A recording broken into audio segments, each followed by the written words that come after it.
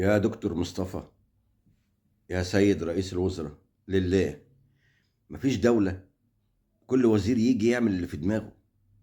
مفيش وزارة تربية والتعليم كل وزير يجي يلغي اللي قبله ويعمل هو اللي هو عايزه، يهد ويبني من أول وجديد. دي تكلفة على الدولة وحرام. المفترض إن في مستشارين شغالين بره الوزير، حضرتك بتعينهم يخططوا للوزارة دي ل 200 سنة قدام، مش لأسبوعين. وكل وزير يجي يكمل على الخطط اللي عاملاها الدولة، مش بكيفه.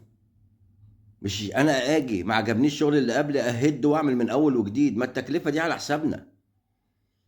لازم يبقى في ناس مستشارين بره الوزاره يقعدوا يخططوا لمستقبل الوزير ده، او مستقبل التعليم، او مستقبل الصحه.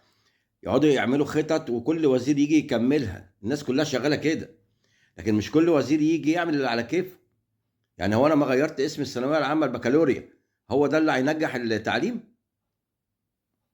لما قلت التابلت تاخدوه بعدين تسلموه تاني، ايه ده؟ ايه؟ مفيش كده والله. يعني انا مش فاهم انا مش عارف اقول ايه يعني صراحة، لكن مفيش كده. لازم يبقى في طريقة شغل غير كده خالص. احنا في 2025، مفيش وزير يجي يعمل اللي هو عايزه. يتوب علينا ربنا.